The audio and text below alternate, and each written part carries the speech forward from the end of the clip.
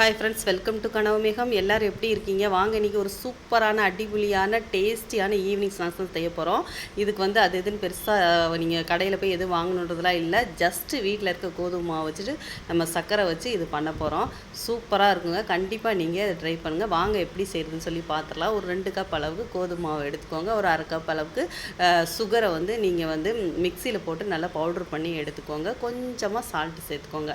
ஏன்னா எந்த ஸ்வீட்டான இந்த பொருள் நம்ம செஞ்சாலும் அதில் கொஞ்சம் சால்ட்டு சேர்க்குற போது அதோட டேஸ்ட்டு நம்ம தூக்கி கொடுக்கும். ஓகே, இப்போ பார்த்திங்கன்னா நல்லா ஒன்று போல் அது ஈவனாக மிக்ஸ் பண்ணி விட்டுருங்க. ஒன்றோட ஒன்று அப்படியே அங்கங்கே நிற்காமல் மிக்ஸ் பண்ணி விட்டுட்டு ஒரு 200 ml போல் தண்ணி விட்டு அப்படியே கொஞ்சம் கொஞ்சமாக தண்ணி ஊற்றி நீங்கள் நல்லா இதை பிசைஞ்சு எடுத்துக்கலாம். உங்களுக்கு சப்பாத்தி மாவெல்லாம் நம்ம பிணையும் இல்லை, புதுசாலாம் ஒன்றும் கிடையாது. ஸோ பார்த்திங்கன்னா சப்பாத்தி மாவு பிசைகிற இதில் நம்ம நல்லா கொஞ்சம் கொஞ்சமாக தண்ணி ஊற்றி பிசைஞ்சு எடுத்துக்கலாம்.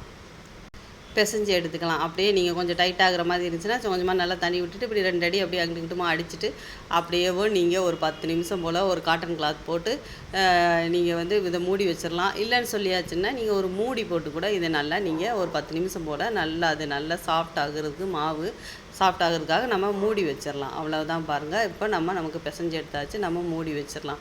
அப்புறமா ஊறவும் நல்லா எடுத்துகிட்டு இதை சின்ன உருண்டைகளில் நல்ல பெரிய பெரிய உருண்டைகளாகவே ஒரு 4-5 உருண்டைக்கு நீங்கள் இந்த மாதிரி எடுத்து வச்சுக்கோங்க.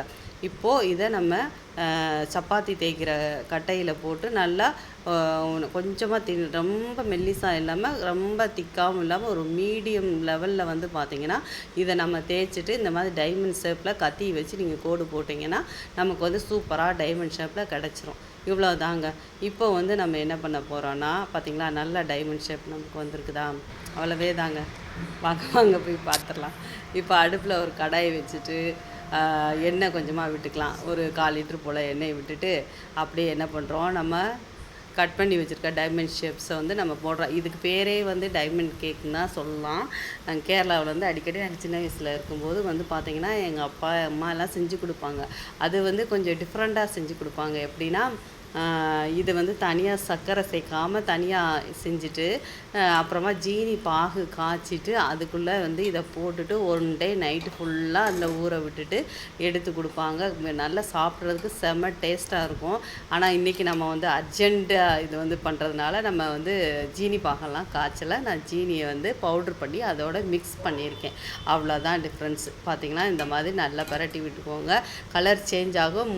முக்கியம் என்னென்னா நீங்கள் ஃப்ளேமை கொஞ்சமாக சிம்மில் வச்சே நீங்கள் பண்ணுங்கள். பார்த்தீங்கன்னா சூப்பராக ரெடி ஆயிடுச்சு.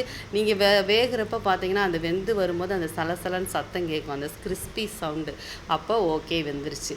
அவ்வளோதான் எல்லாத்தையும் போட்டுட்டு நம்ம எடுத்துகிட்டு நம்ம பிளேட்டுக்கு நம்ம மாற்றிக்கலாம். இதை நீங்கள் மொத்தமாக போடணுனாலும் போட்டுக்கலாம், இல்லை அப்பப்போ தேவைப்படுறப்ப எடுக்கனாலும் ஃப்ரிட்ஜில் வச்சு நீங்கள் எடுத்து ஸ்டோர் பண்ணி எடுத்து போட்டுக்கலாம். ஒரு 2 நாளைக்கு மேலே நீங்கள் மாவு வைக்க வேண்டாம். இப்போ ஒரு சூப்பரான டேஸ்டியான அட்டகாசமான அசத்தலான ஈவினிங் ஸ்நாக்ஸ் ரெடி ஆயிடுச்சு.